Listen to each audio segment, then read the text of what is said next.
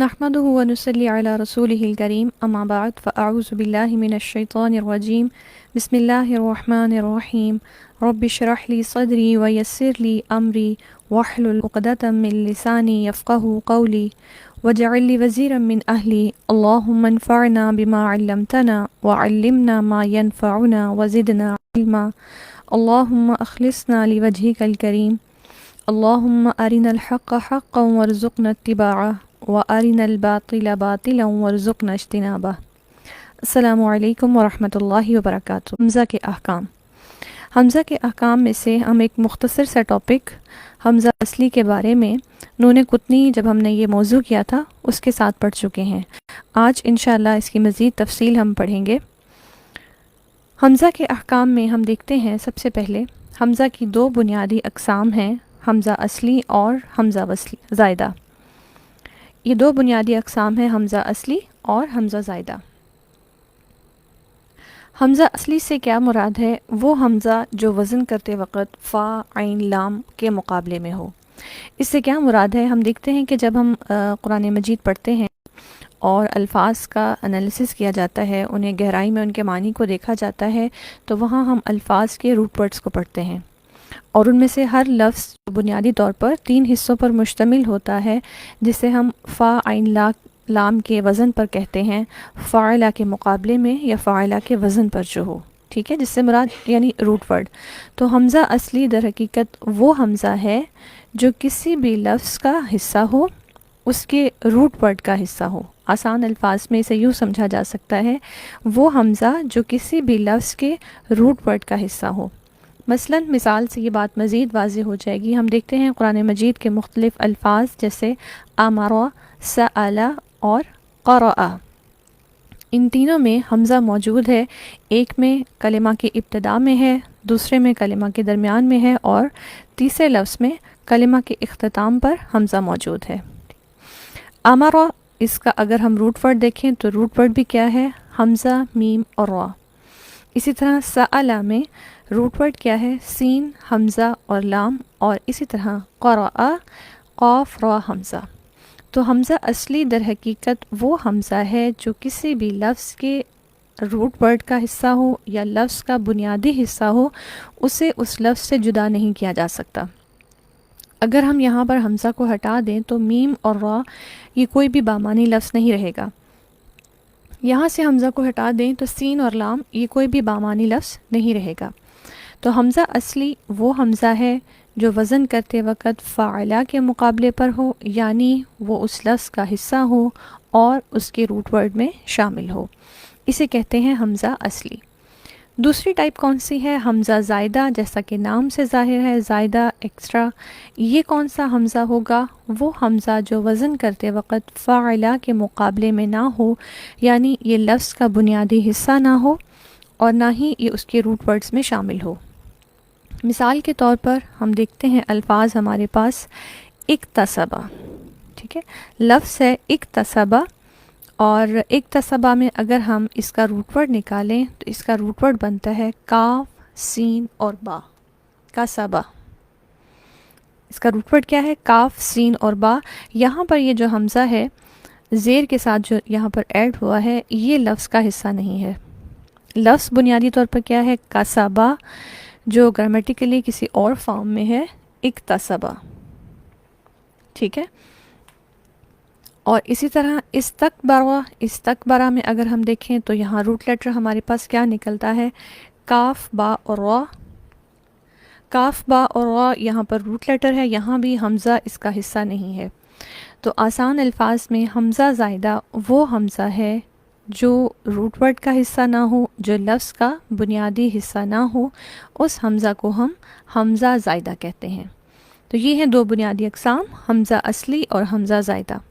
حمزہ زائدہ آگے مزید 2 طرح کے ٹائپس میں ڈیوائیڈ ہوتا ہے، جسے کہتے ہیں حمزہ وصلی اور حمزہ قطعی۔ حمزہ وصلی کے بارے میں ہم پڑھ چکے تھے، انشاءاللہ اسے اگین ہم ریپیٹ کر لیتے ہیں۔ اور دوسرا حمزہ قطعی، یعنی حمزہ زائدہ وہ حمزہ جو لفظ یا روٹ ورڈ کا حصہ نہیں ہے، اس کی بھی 2 اقسام ہیں، وصلی اور قطعی۔ یہ 2 اقسام کیا ہیں؟ ان کی تفصیل دیکھ لیتے ہیں۔ حمزہ وصلی ہم نے کیا پڑھا تھا کہ جو ابتدائی کلام ثابت رہے اور وسط کلام حذف ہو جائے. ابتدائی کلام ثابت رہے یعنی لفظ سے اگر اسے شروع کیا جائے تو وہ پڑھا جائے، لیکن اگر دو الفاظ کو ملا کے پڑھا جائے تو وسط کلام میں وہ حذف ہو جائے. مثال کے طور پر سورۃ الفاتحہ کی آیت ہے اہدنا الصراط المستقیم. یہاں ہم دیکھتے ہیں لفظ الصراط، یہ جو حمزہ ہے ابتدائے کلام، یعنی اگر میں یہاں سے کلام کی ابتدا کروں اس حمزہ سے تو یہ ثابت رہے، یہ پڑھا جائے. جیسے میں لفظ کو پڑھوں گی الصراط، لیکن اگر میں اس کو اہدنا کے ساتھ ملا کے پڑھتی ہوں تو ملا کر پڑھنے میں یہ الف جو ہے، یہ حمزہ جو ہے، یہ حذف ہو جائے گا. اور لفظ کس طرح سے ادا ہوگا؟ اہدنا الصراط، نون ڈائریکٹ صاد سے مل جائے گا اور یہ حمزہ حذف ہو جائے گا. اسی طرح المستقیم میں بھی یہ حمزہ اگر یہاں سے ابتدا کی جائے المستقیم تو یہ پڑھا جاتا ہے، لیکن اگر الصراط کو اس کے ساتھ ملا دیا جائے صراط المستقیم، ملا کر پڑھنے میں وسط کلام میں کیا ہوگا؟ یہ حذف ہو جائے گا. اسے کہتے ہیں حمزہ وصلی. حمزہ زائدہ کی دوسری ٹائپ کون سی ہے؟ حمزہ قطعی. حمزہ قطعی کیا ہوتا ہے؟ وہ حمزہ جو ابتدائے کلام اور وسط کلام حذف نہ ہو. ٹھیک ہے، دونوں صورتوں میں ثابت رہے، چاہے لفظ کی ابتدا اس سے کی جائے، چاہے دو الفاظ کو ملا کے پڑھا جائے، قطعی ثابت رہے گا، یعنی جس طرح سے بھی پڑھیں گے وہ حمزہ حذف نہیں ہوتا. اس کی کیا مثال ہے؟ ہم دیکھتے ہیں قرآن مجید میں ایک لفظ آتا ہے فلا اقسمو. اقسمو میں آپ یہ دیکھیں، یہ حمزہ سب سے پہلے تو یہ حمزہ زائدہ ہے، کیونکہ اس اقسمو یہ پورا جو لفظ ہے اس کا روٹ ورڈ کیا ہے؟ قاف سین میم، گویا حمزہ لفظ کا حصہ نہیں ہے، لہٰذا یہ حمزہ زائدہ ہے. حمزہ زائدہ میں یہ وصلی ہے یا قطعی؟ تو یہ قطعی ہے اس وجہ سے کیونکہ یہ دونوں صورتوں میں پڑھا جا رہا ہے. چاہے میں لفظ کو اقسمو پڑھوں تب بھی پڑھا جا رہا ہے، اور اگر میں پیچھے سے ملا کے پڑھوں فلا اقسمو، یہ حمزہ اس صورت میں بھی پڑھا جا رہا ہے. تو حمزہ قطعی وہ حمزہ ہے، پہلی بات کہ وہ حمزہ زائدہ ہے، یعنی وہ لفظ کا یا روٹ ورڈ کا حصہ نہیں ہے. دوسری بات کہ وہ ہر صورت میں پڑھا جاتا ہے، ابتدائے کلام ہو یا وسط کلام، وہ حذف نہیں ہوتا. حمزہ کی ان ٹائپس کو ریپیٹ کر لیتے ہیں. حمزہ کی دو اقسام ہیں، دو بنیادی اقسام، حمزہ اصلی اور حمزہ زائدہ. اصلی اصل سے ہے، بنیاد سے ہے، کسی بھی چیز کی بنیاد، یعنی آپ دیکھیں کہ اگر بنیاد کو ختم کر دیا جائے تو اس چیز کا بھی وجود نہیں رہتا. ٹھیک ہے، تو حمزہ اصلی وہ ہے جو بنیاد ہے، اس لفظ کا حصہ ہے، اس کے بغیر لفظ کا بھی وجود نہیں رہے گا. تو حمزہ اصلی وہ جو فا عین لام اس کے مقابلے میں ہے، یعنی فعلا روٹ ورڈ کا حصہ ہے، اس میں وہ شامل ہوگا. مثلاً امر، سأل، قرأ، یہ اس کی مثالیں ہیں. اور اسی طرح حمزہ زائدہ وہ حمزہ جو فعلا کے وزن پر نہ ہو، لفظ کا حصہ نہ ہو، روٹ ورڈ میں شامل نہ ہو. مثلاً اکتسب، استکبر، روٹ ورڈ میں حمزہ اس کا حصہ نہیں ہے. پھر حمزہ زائدہ دو طرح کے ہیں، نمبر 1 حمزہ وصلی اور نمبر 2 حمزہ قطعی. حمزہ وصلی کیا ہوگا؟ وصل سے اس کو ہم یاد رکھیں گے کہ جو ابتدائی کلام ثابت رہے، وسط کلام حذف ہو جائے. مثلاً اہدنا الصراط المستقیم میں الصراط یہ حمزہ، المستقیم اور یہ حمزہ بھی. جبکہ حمزہ قطعی وہ حمزہ ہے جو ابتدائی کلام ہو یا وسط کلام ہو، دونوں صورتوں میں حذف نہ ہو. مثلاً فلا اقسم میں یہ حمزہ دونوں صورتوں میں پڑھا جاتا ہے. تو یہ ہیں حمزہ کی اقسام جو مختصراً یہاں ان کا ریویو بھی کر دیا. اب ان اقسام کو پڑھنے کے بعد ہم دیکھتے ہیں کہ حمزہ کے چند احکامات بھی ہیں. وہ احکامات کیا ہیں؟ 4 قسم کے ہم اس میں پڑھتے ہیں احکامات حمزہ کے. نمبر 1 تحقیق، تسہیل، ابدال اور حذف. حمزہ کے احکامات میں کیا کچھ شامل ہے؟ تحقیق، تسہیل، ابدال اور حذف. یہ کیا ہیں؟ اب ان کی ہم تفصیل پڑھ لیتے ہیں. سب سے پہلے تحقیق. تحقیق کیا قاعدہ ہے؟ سب سے پہلے ہم دیکھتے ہیں اس کا لغوی معنی، صاف صاف پڑھنا اور ظاہر کر کے پڑھنا، واضح طور پر پڑھنا۔ اصطلاحی معنی کیا ہے؟ حمزہ کو اس کے مخرج سے صفت جہر اور شدت کے ساتھ ادا کرنا۔ صفات کا ٹاپک ہم پڑھ چکے ہیں، اور ان میں سے اگر ہم حمزہ کی صفات نکالیں تو ہم دیکھتے ہیں کہ حمزہ میں یہ دونوں قوی صفات پائی جاتی ہیں کہ اس میں صفت جہر بھی ہے اور شدت بھی ہے، اور یہ دونوں ہی قوی صفات میں سے ہیں۔ گویا تحقیق کیا ہے؟ حمزہ کو اس کے مخرج اور صفات کے ساتھ مکمل طور پر ظاہر کر کے، واضح کر کے، صاف صاف پڑھنا، اسے کہتے ہیں تحقیق۔ تحقیق کا قاعدہ کب لاگو ہوتا ہے یہ ہم دیکھتے ہیں۔ اس کا قاعدہ یہ ہے کہ جب دو حمزہ قطعی متحرک ایک یا دو کلمہ میں جمع ہوں تو ان کو تحقیق کے ساتھ پڑھنا چاہیے۔ دو حمزہ اکٹھے آئیں، کیسے؟ قطعی متحرک۔ اس سے کیا مراد ہے؟ یعنی ان کے اوپر کوئی حرکت ہو اور وہ حرکت ڈراپ نہ کی جا سکتی ہو، ٹھیک ہے؟ یعنی یہ نہ ہو کہ ہم نے ملا کے پڑھنا ہے یا ہم نے الگ سے پڑھنا ہے تو ہم اس کی حرکت ڈراپ کر دیں گے، ایسا نہیں۔ قطعی متحرک یعنی ان کی حرکت کسی بھی صورت میں ڈراپ نہیں ہوگی، اور وہ دو اکٹھے ایک یا دو کلمہ میں جمع ہو جائیں تو ان دونوں کو تحقیق کے ساتھ پڑھنا چاہیے۔ مثال کے طور پر ہمارے پاس قرآن مجید میں ایک لفظ ہے أَأَسْلَمْتُمْ، ٹھیک ہے؟ آپ دیکھیں یہاں پر یہ بھی حمزہ اور یہ بھی حمزہ، یہ دونوں حمزہ ہی ہیں۔ قرآن مجید میں حمزہ ان دو طرح سے لکھا جاتا ہے، کبھی اس فارم میں آئے گا اور کبھی الف کے اوپر حرکت کے ساتھ۔ دونوں کا مطلب دونوں کو حمزہ ہی پڑھا جاتا ہے، ٹھیک ہے؟ اب ہم دیکھتے ہیں کہ یہ ایک لفظ ہے، اس میں دو حمزہ قطعی متحرک، یعنی ان کی حرکت کو ہم ڈراپ نہیں کر سکتے، ایک ساتھ جب موجود ہوں تو دونوں کو الگ الگ اس کی پوری صفات اور اس کے مخرج سے ادا کرنا ہے۔ کیسے؟ أَأَسْلَمْتُمْ، یہ ساؤنڈ بالکل واضح ہونی چاہیے۔ ایسی آواز نہیں کہ جس میں حمزہ کے اندر کوئی نرمی آ جائے یا اس کی موجودگی ہی غائب ہو جائے، ٹھیک ہے؟ تو دونوں حمزہ کو الگ الگ صاف اور مکمل طور پر اس کی ادائیگی کی جائے گی۔ أَأَسْلَمْتُمْ۔ اسی طرح یہ حمزہ یہاں پر دو ہیں جو کہ دو کلمہ میں جمع ہیں اور دونوں ایک ساتھ موجود ہیں حرکت کے ساتھ۔ جاء امرنا، دونوں حمزہ کو واضح طور پر ادا کیا جائے گا۔ جاء امرنا، اسے کہتے ہیں تحقیق کے ساتھ پڑھنا۔ شرط کیا ہے؟ جب دو حمزہ اکٹھے ہوں ایک ساتھ قطعی متحرک اور ایک یا دو کلمہ میں جمع ہوں تو وہاں اسے صاف صاف پڑھا جاتا ہے اس کی صفت جہر اور شدت کے ساتھ، اسے کہتے ہیں تحقیق۔ دوسرا قاعدہ کیا ہے؟ تسہیل۔ تسہیل جیسا کہ نام سے ہی ظاہر ہے، سہلہ کا مطلب کیا ہوتا ہے؟ آسانی، نرمی، تو اس کا لغوی معنی کیا ہے؟ نرم کرنا، آسان کرنا، ٹھیک ہے؟ اور جیسا کہ پچھلے جتنے بھی ہم نے قواعد پڑھے، میں اس میں یہ بات بار بار ریپیٹ کرتی تھی کہ جو بھی قاعدہ ہوتا ہے اس کی جو بھی ہیڈنگ ہے، جب ہم ہیڈنگ کی بات کر رہے ہوتے ہیں تو وہ کس پر اپلائی ہوتی ہے؟ جس چیز کا، جس قاعدے کی بات کی جا رہی ہوتی ہے۔ اس سے مراد کیا ہے؟ ہم حمزہ کے احکام پڑھ رہے ہیں، تو تسہیل میں اگر اس کا میننگ ہے نرم کرنا، آسان کرنا، تو کس کو کرنا؟ جس کا حکم ہے، یعنی حمزہ کو نرمی اور آسانی کے ساتھ پڑھنا۔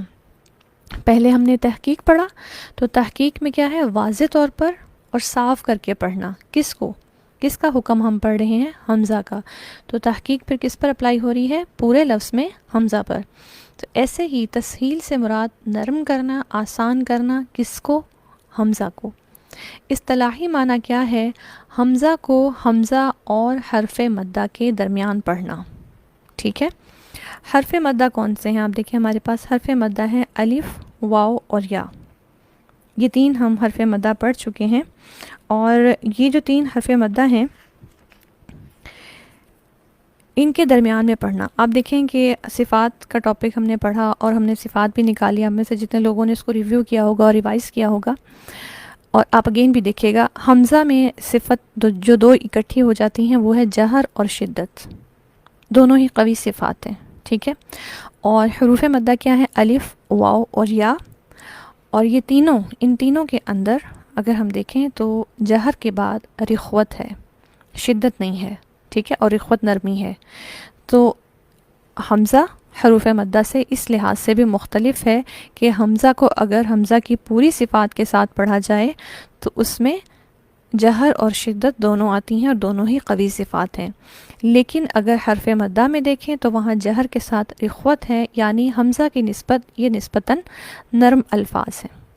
تو تسہیل میں کیا ہوتا ہے، حمزہ کو حمزہ اور حرف مدہ کے درمیان پڑھنا، یعنی جیسے ہم تحقیق میں بہت واضح اور صاف کر کے پڑھتے ہیں اس سے تھوڑا سا نرمی کے ساتھ پڑھنا، نرم آواز کے ساتھ پڑھنا. تسہیل کی اقسام ہم دیکھتے ہیں اور پھر اس اقسام کے مطابق ہی اس کی مثالوں کو واضح کیا جائے گا. تسہیل دو طرح کی ہوتی ہے، نمبر 1 تسہیل وجوبی اور نمبر 2 تسہیل جوازی. تسہیل وجوبی اور تسہیل جوازی، یہ کون سی ٹائپس ہیں، ان میں کیا فرق ہوتا ہے، یہ ہم آگے دیکھ لیتے ہیں. جی، تسہیل کی دو اقسام، تسہیل وجوبی، وجوب واجب سے ہے، تو پھر اس کی ڈیفینیشن میں کیا بات ہوگی، وہ مقامات جہاں صرف تسہیل ہو، یعنی جہاں پر ہمارا یہ قاعدہ ہوگا وہاں ہم حمزہ کو نرمی سے ہی پڑھیں گے. قاعدہ کیا ہے اس کا قاعدہ دیکھ لیتے ہیں. جب دو حمزہ قطعی مفتوح فتحہ، یعنی وہ حمزہ جن پر فتحہ ہو انہیں مفتوح کہا جاتا ہے، یعنی وہ حمزہ جن پر زبر ہو. دو حمزہ جن پر زبر ہو ایک کلمہ میں جمع ہوں تو ان کو تحقیق کے ساتھ پڑھنا واجب ہے. ابھی پیچھے میں نے جو قاعدہ تحقیق کا بتایا یہ وہی بات ریپیٹ ہو رہی ہے کہ دو حمزہ جب قطعی مفتوح ہوں تو انہیں تحقیق کے ساتھ یعنی واضح طور پر کرنا واجب ہے، لیکن ایک لفظ اس سے مستثنا ہے. ایک لفظ ایسا ہے جس میں تحقیق کی شرط پوری ہوتی ہے لیکن اسے تحقیق کے ساتھ نہیں پڑھا جاتا، اس لیے وہ لفظ تسہیل میں آ جاتا ہے، اسے تسہیل وجوبی کہا جاتا ہے. اس کے دوسرے حمزہ میں تسہیل وجوبی ہوگی اور یہ لفظ پورے قرآن مجید میں ایک ہی لفظ ہے. وہ کون سا ہے؟ اعجمیٌ. ٹھیک ہے، آپ دیکھیں یہ ایک لفظ ہے، اس کی ابتدا میں دو حمزہ قطعی مفتوح یعنی دونوں پر زبر ہے، اور قطعی کا مطلب ہے کہ یہ حرکت ڈراپ نہیں کی جا سکتی.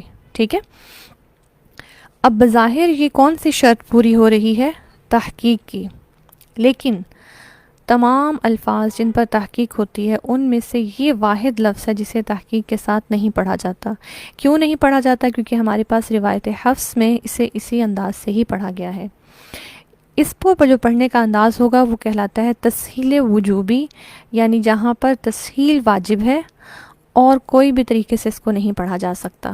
اور وہ تسہیل کیا ہے، وہ نرمی کیا ہے؟ ہم پہلے حمزہ کو تو سختی اور شدت کے ساتھ پڑھیں گے لیکن دوسرے حمزہ کو نسبتاً نرم پڑھیں گے، جو ہم نے پیچھے تعریف میں پڑھا کہ حمزہ اور حرف مدہ کے درمیان پڑھنا.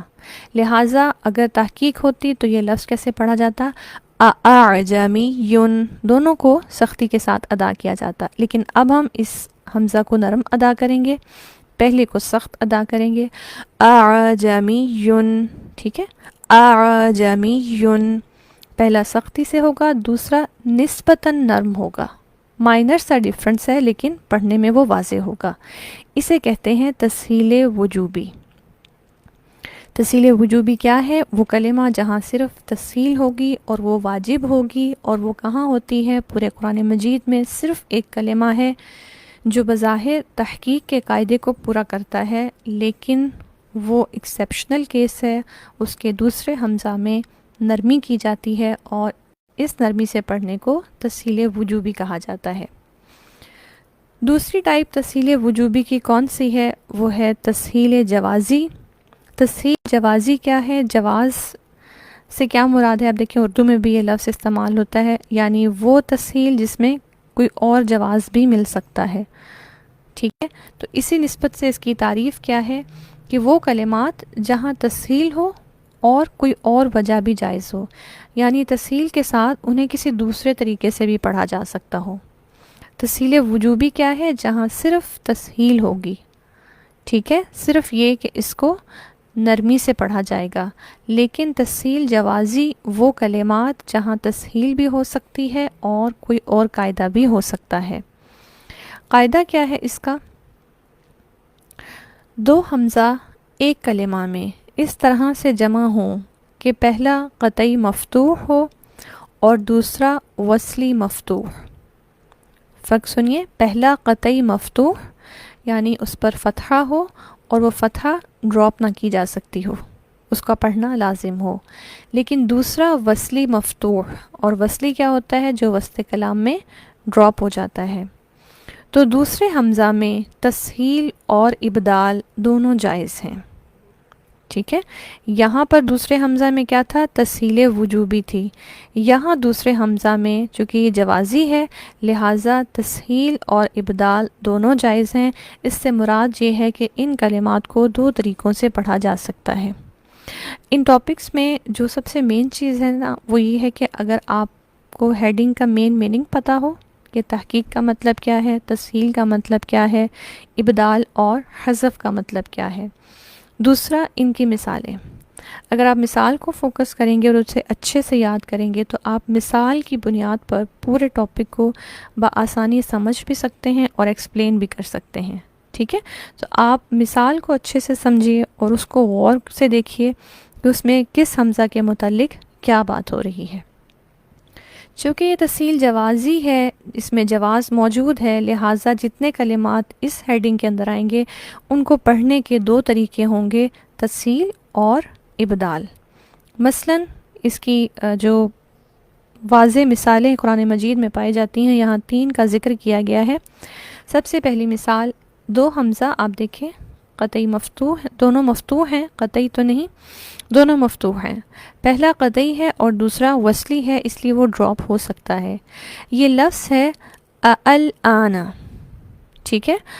الآن، اسے یوں بھی پڑھا جا سکتا ہے، جبکہ اس کی دوسری ساؤنڈ کیا ہوگی؟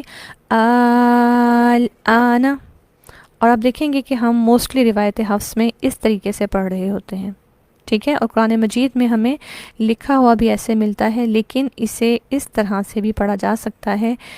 اسے یہ جو یہاں پڑھا جائے گا نا الآن، اسے کہتے ہیں تسہیل، جس کے دوسرے حمزہ کو میں نسبتاً نرمی سے پڑھ رہی ہوں، اور اس کو ٹوٹلی یہاں پر جو میں نے چینج کر دیا، ابدال کا مطلب بدلنے سے ہے، تو یہ جب ٹوٹلی بدل گیا اسے کیسے پڑھا گیا؟ الآن۔ تو یہ دونوں صورتیں جائز ہیں، تسہیل بھی جائز ہے، ابدال بھی جائز ہے۔ دوسرا کلمہ کون سا ہے؟ اللہ، دو حمزہ ہیں، ایک کو میں نرمی سے پڑھ رہی ہوں، دوسرے والے کو اللہ، ادروائز ابدال کیا ہوگا؟ اللہ، حرف مدہ کی صورت میں اس کو پڑھنا۔ تیسری مثال اس میں ہے الذکرین، جس میں دوسرے حمزہ میں تسہیل ہوگی، پہلا شدت سے پڑھا جائے گا، دوسرا نسبتاً نرمی کے ساتھ تسہیل کرتے ہوئے الذکرین، اور ادروائز ہم اس کو ابدال کے ساتھ کیسے پڑھیں گے؟ الذکرین، ٹھیک ہے؟ تو یہاں پر پہلی صورت تسہیل کی ہے اور دوسری ابدال کی۔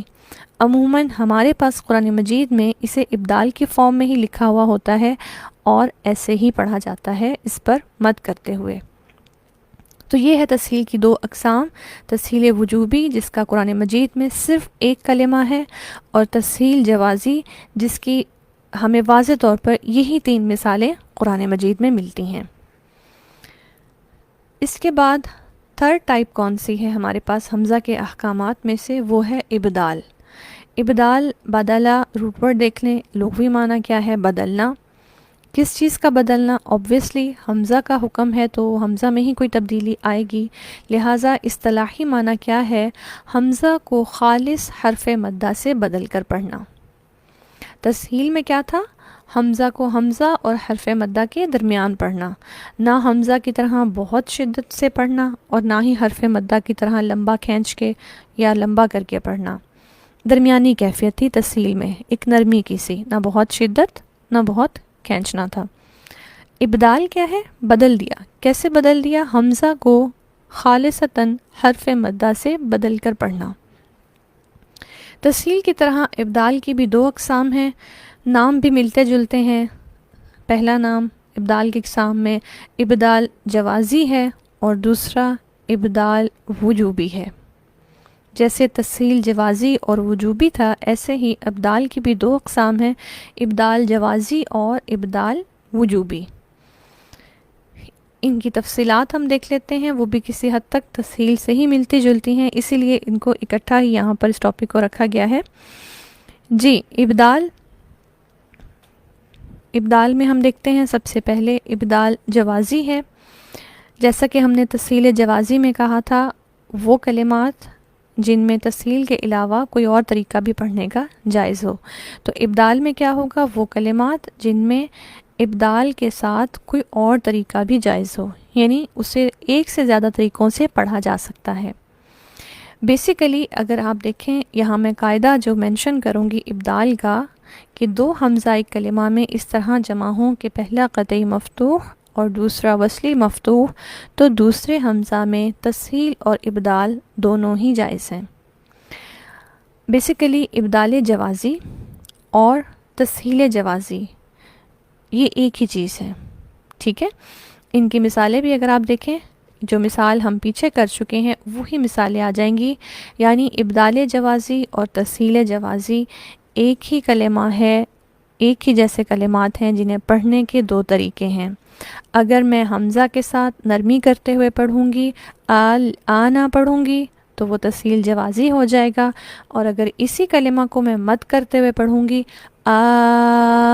آنا، تو وہ کیا ہو جائے گا؟ ابدال جوازی ہو جائے گا، ٹھیک ہے۔ ڈیفینیشن بالکل وہی ہے، یعنی شرط جو قاعدہ ہے وہ بالکل وہی ہے دونوں کا، ابدال جوازی کا اور تسہیل جوازی کا۔ پڑھنے کا طریقہ مختلف ہے، تسہیل میں نرمی ہے، ابدال میں اس کو ٹوٹلی حرف مدہ سے بدل دیا، کلمات وہی ہیں۔ اس لفظ کو اللہ میں پڑھوں گی تو وہ تسہیل جوازی ہے، لیکن اگر مد کروں گی اللہ تو وہ کیا ہوگا؟ ابدال جوازی، ٹھیک ہے۔ تو یہ یہاں پر ان دونوں کا کی ریزیمبلنس ہے، اور دونوں کے پڑھنے میں کون سا طریقہ اولا ہے؟ تو یہاں پر یہ کہا گیا کہ ابدال اولا ہے، اور ہمارے قرآن مجید میں بھی بیسیکلی یہ ابدال کی فارم میں ہی کلمات لکھے ہوئے ہوتے ہیں، اور ہم انہیں ایسے ہی پڑھ رہے ہوتے ہیں۔ لیکن قاعدہ پڑھنے کا ایک فائدہ یہ ہے کہ ہمیں یہ معلوم ہے کہ جب یہ کلمات اگر اس فارم میں بھی لکھے ہوں تو ہم نے دونوں حمزہ سختی سے نہیں پڑھنے، ٹھیک ہے۔ چلیں، سیکنڈ ٹائپ ابدال کی کیا ہے؟ ابدال وجوبی، واجب سے، یعنی وہ کلمہ جہاں پر صرف ابدال ہوگا، وہاں تسہیل کی کوئی گنجائش نہیں، یا کوئی اور دوسرا طریقہ نہیں ہوگا کہ جس سے وہ پڑھا جائے۔ قاعدہ کیا ہے اس کا؟ دو حمزہ ایک کلمہ میں اس طرح سے جمع ہوں کہ پہلا متحرک ہو اور دوسرا ساکن ہو، ٹھیک ہے۔ اس سے پہلے ہم نے جتنی بھی ٹائپس پڑھی سب میں دونوں حمزہ متحرک تھے، یہاں کیا ہے؟ پہلا متحرک اور دوسرا ساکن ہو، تو پہلے حمزہ کو دوسرے حمزہ کی حرکت کے موافق حرف مدہ سے بدل کر پڑھنا، ٹھیک ہے۔ کیسے؟ مثال کو دیکھتے ہیں۔ یہ جتنی بھی ڈیفینیشن ہیں ان کے لیے اگر آپ ان کی مثالیں یاد رکھیں گے تو قاعدہ اور تعریف بیان کرنا خود بخود آتا جائے گا اور نسبتاً آسان بھی لگے گا، ٹھیک ہے۔ اب دیکھتے ہیں ہم مثال۔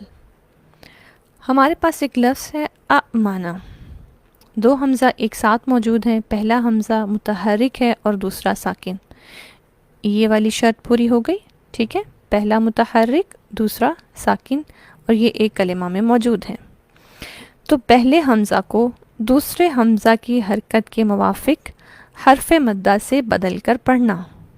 کیسے؟ دیکھیں آپ، یہاں پر لفظ ہے امانہ، ٹھیک ہے۔ تو پہلے حمزہ کی حرکت کیا ہے؟ زبر، حرف مدہ تین تھے، الف، واو اور یا، تینوں میں سے کس سے پہلے زبر ہوتی ہے؟ الف سے پہلے، واو سے پہلے، یا سے پہلے؟ الف سے پہلے، ٹھیک ہے۔ الف سے پہلے زبر ہوتی ہے، لہٰذا اس زبر کو دیکھتے ہوئے اس حمزہ کو الف میں بدل دیا جائے گا، اور جب یہ الف ہوگا تو حمزہ زبر الف ورڈ کیا بن جائے گا؟ آمانہ، ٹھیک ہے۔ حرف مدہ میں یہ چینج ہو جائے گا، اسے کیسے پڑھا جائے گا؟ آمانہ، سیکنڈ مثال دیکھیے، ایمانن، حمزہ، دو حمزہ ایک کلمہ میں، پہلا متحرک دوسرا ساکن، پہلے کی حرکت کو دیکھتے ہوئے دوسرے کو ہم چینج کر دیں گے۔ حرکت کیا ہے؟ زیر۔ حرف مدہ میں سے کس سے پہلے زیر ہوتی ہے؟ الف سے پہلے، واو ساکن سے پہلے، یا ساکن سے پہلے؟ یا ساکن سے۔ تو اس حمزہ کو ہم کس سے بدل دیں گے؟ یا ساکن سے، اور لفظ کیا بن جائے گا؟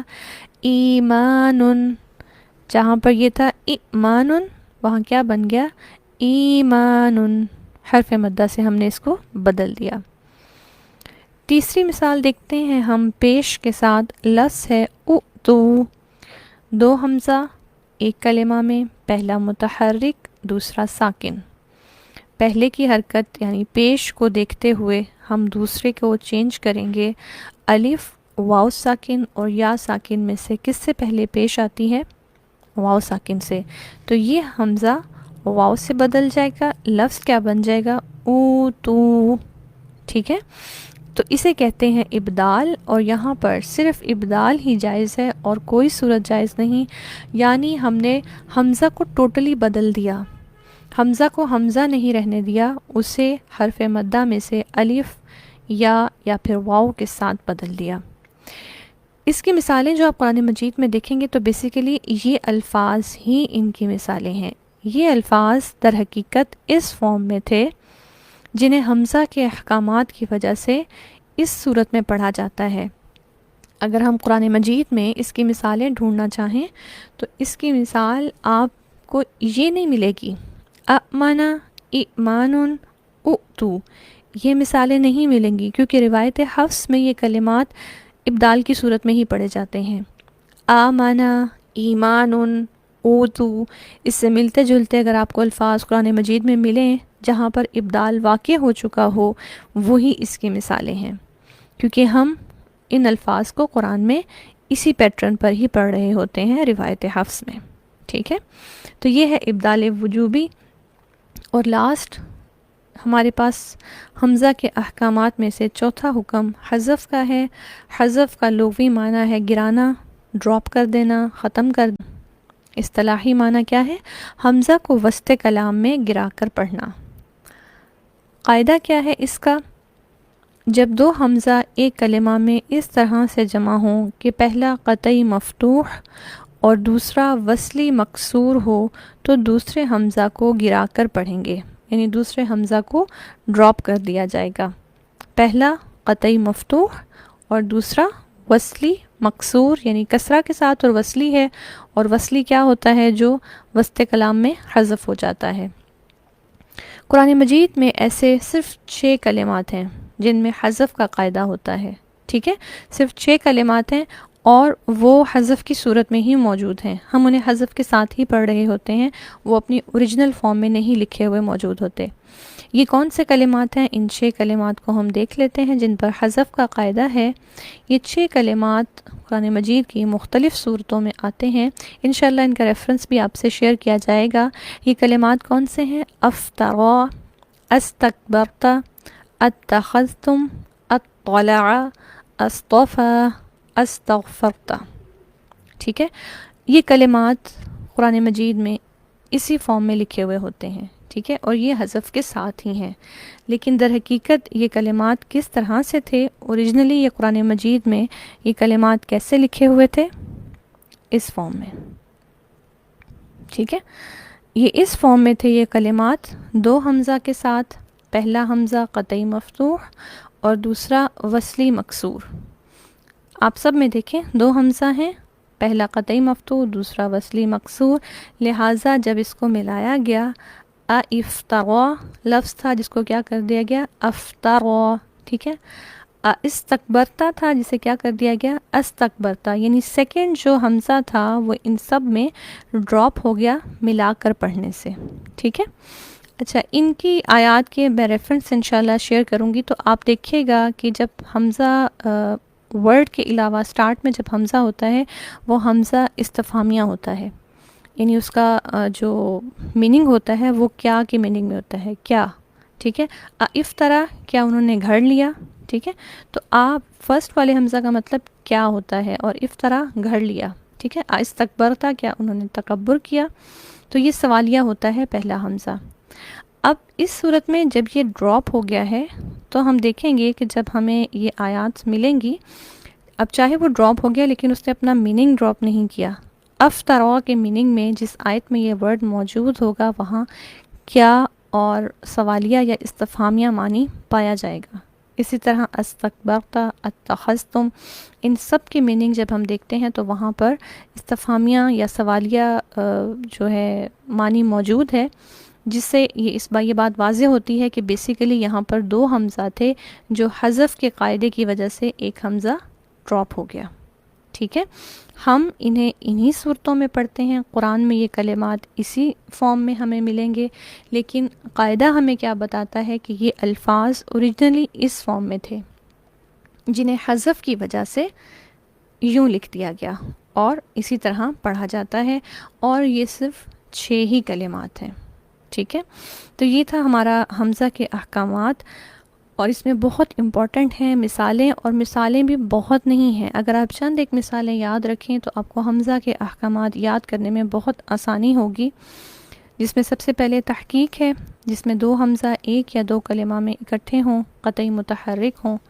اور اس میں اگر آپ یہ 2 مثالیں بھی یاد رکھیں تو آپ بتا سکتے ہیں یا بیان کر سکتے ہیں کہ انہیں کیسے پڑھا جائے گا صفت جہر اور شدت کے ساتھ. پھر تسہیل ہے، جس کو 2 طرح سے ڈیوائیڈ کیا گیا. تسہیل وجوبی جو صرف قرآن مجید میں ایک کلمہ ہے اس پر ہوتی ہے، اور تسہیل جوازی جسے 2 طرح سے پڑھا جاتا ہے. تسہیل جوازی بھی ہوتا ہے اور ابدال جوازی بھی کیا جاتا ہے، اور یہاں پر اس کی 3 مثالیں پیش کی گئیں. اس کے بعد ابدال وجوبی تھا، اس کی بھی چند ایک مثالیں کی گئیں، اور قرآن مجید میں مزید اس کی مثالیں ڈھونڈی جا سکتی ہیں. پھر حذف کا قاعدہ ہے جس کی قرآن مجید میں 6 ہی کلمات ہیں اور وہ یہاں پر بیان کر دیے گئے. تو یہ حمزہ کے احکامات تھے 4 قسم کے جو ہم نے پڑھے. اب چند ایک کلمات ہیں. حمزہ ایک اور ٹائپ میں بھی پایا جاتا ہے جسے حمزہ منفردہ کہتے ہیں. حمزہ منفردہ ساکنہ، اس کا قاعدہ تو نہیں، اس سے ریلیونٹ جو الفاظ ہیں وہ یہاں پر میں بتاؤں گی انشاءاللہ. اس کے قاعدے کو ہم نیکسٹ کسی ٹاپک کے ساتھ کریں گے. حمزہ منفردہ ساکنہ، اس کا قاعدہ یا اس کو پڑھنے کے لیے کس چیز کا خیال رکھا جاتا ہے، اس میں ہم دیکھتے ہیں کہ اسے وقف کی صورت میں اور وصل کی صورت میں مختلف انداز میں پڑھا جاتا ہے. ٹھیک ہے. اور اس کی چند ایک ہی مثالیں ہیں قرآن مجید میں. ان الفاظ کو اگر سرچ آؤٹ کر لیا جائے اور دیکھ لیا جائے تو چند ایک ہی مثالیں ہیں. مثلا سب سے پہلے ہمارے پاس ایک کلمہ ہے فی السماوات، اس سے آگے وقف ہے قرآن مجید میں، اور اس کے بعد اگلا لفظ ہے ایتونی. ٹھیک ہے. تو یہاں وقف کی صورت میں اس کلمہ کو کیسے پڑھا جائے گا؟ فی السماوات، یہاں وقف ہوگا اور اس کے بعد ہم سانس اور آواز کو توڑ کر ٹھہریں گے. اگلا لفظ ہم کیسے پڑھیں گے؟ ایتونی. ٹھیک ہے. یہاں پر ہم مد کرتے ہوئے آگے جائیں گے. ٹھیک ہے. حرف مدہ کی طرح اس کو پڑھیں گے ایتونی. لیکن وصل کی صورت میں جب ہم اسے ملا کر پڑھنا چاہیں تو فی السماوات ایتونی نہیں پڑھیں گے، بلکہ اسے کیسے پڑھا جائے گا؟ یہاں حمزہ کو ساکن کر دیا جائے گا اور یہ لفظ پڑھا جائے گا فی السماوات تونی. ٹھیک ہے. حمزہ ساکن ہو جائے گا، جھٹکے کے ساتھ اس کی ادائیگی ہوگی، اور لفظ کیسے ادا ہوگا؟ تونی.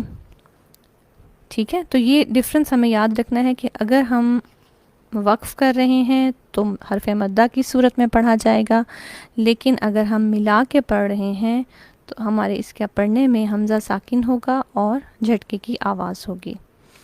سیکنڈ مثال، مثلا جس آیت میں یہ الفاظ موجود ہیں، اگر ہم لفظ فرعون پر وقف کرنا چاہ رہے ہیں، فرعون پر وقف کے بعد اگلے لفظ کو اوتونی مد کے ساتھ پڑھا جائے گا. لیکن اگر اسے ملا کر پڑھنا ہو تو یہاں پر فرعون تونی حمزہ موجود ہے اور جھٹکے کے ساتھ اس کو پڑھا جائے گا فرعون تونی. ٹھیک ہے. نیکسٹ مثال میں جیسے الذی اوتمنا، الذی پر اگر وقف ہوگا تو حرف مدہ کے ساتھ اسے پڑھا جائے گا اوتمنا، لیکن وصل کی صورت میں الذی ذِئْتُمِينَ ذِئْتُمِينَ. اور عموماً یہ الفاظ اس طرح سے قرآن مجید میں ملتے ہیں جو وصل کی صورت میں پڑھنے کی صورت ہے، ٹھیک ہے. لیکن جب ہمیں قاعدہ معلوم ہوگا تو ہمیں معلوم ہوگا کہ اگر میں ان میں سے کہیں پر وقف کر رہی ہوں تو وقف کے بعد اگلا لفظ حمزہ کے جھٹکے کے ساتھ نہیں بلکہ حرف مدہ کے ساتھ پڑھا جائے گا، ٹھیک ہے. لاسٹ مثال اس کی ہے قالو ایتنا. قالو پہ اگر وقف ہو تو لفظ ایتنا پڑھا جائے گا، جبکہ وصل کی صورت میں یہ ہے قالو تینا قالو تینا، ٹھیک ہے. یہاں پر اسے جھٹکے کے ساتھ. تو یہ جو ٹائپ ہے جو ان 4 کلمات میں، یہی اس کی مثالیں ہیں قرآن مجید میں، ٹھیک ہے. ان میں یہ جو حمزہ ہے اور جو اس کا قاعدہ ہے اسے حمزہ منفردہ ساکنہ کہتے ہیں، اور یہاں پر یہ اپلائی ہوگا. یہ 4 کلمات اور جو ہم نے حذف کے 6 کلمات پڑھے انشاءاللہ. ویسے تو آپ لوگ خود بھی ٹرائی کیجئے سب اسٹوڈنٹس کہ آپ سرچ کریں قرآن مجید میں یہ الفاظ کہاں ہیں، اور ایک اچھی ایکٹیویٹی ہو جائے گی آپ سب کے لیے. اور میں نیکسٹ کلاس میں ان کے ریفرنسز پھر آپ لوگوں کے ساتھ شیئر کروں گی، ٹھیک ہے. تو یہ حمزہ کے احکامات تھے جو ہم نے تفصیل سے پڑھے. اللہ سبحانہ و تعالی ہم سب کے لیے اس علم کو سیکھنے میں آسانی عطا فرمائے، اور جو سیکھا ہے وہ بہترین طور پر ہم قرآن کے پڑھنے میں اس کو اپلائی کر سکیں، ہمیں یاد رہے، ہمارے علم میں رہے، اور یہ علم راسخ ہو. اللہ سبحانہ و تعالیٰ قرآن مجید کو ویسا پڑھنے کی اور اس پر عمل کرنے کی توفیق عطا فرمائے جیسا کہ اللہ کو ہم سے مطلوب ہے. بارک اللہ لی و لکم. سبحانک اللہم و بحمدک. اشہد ان لا الہ الا انت. استغفرک و اتوب الیک. اللہم احسن عاقبتنا فی الامور کلہا و اجرنا من خزی الدنیا و عذاب الآخرہ. سبحان ربک رب العزت عما یصفون وسلام علی المرسلین والحمد للہ رب العالمین. الہی آمین ثم آمین. السلام علیکم ورحمۃ اللہ وبرکاتہ.